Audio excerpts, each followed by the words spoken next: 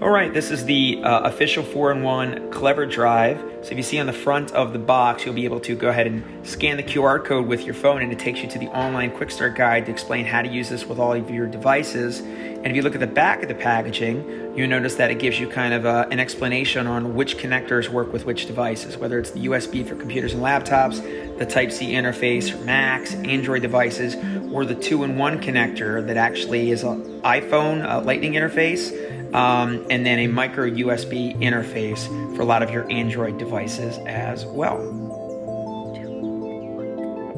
So you can see here you actually have the CleverDrive taken out of the package. So this Type-C connector is the one that actually goes into your iPad Pro or your iMacs or your newer Samsung Galaxy devices. And then if you flip it, you can push the button here and out comes the 3.0 USB, which goes to computers and laptops. But when you open it, just like that, if you insert the device like this is for iPhones, but if you want to use Androids, this is a 2-in-1 connector, but you have to have it the other way.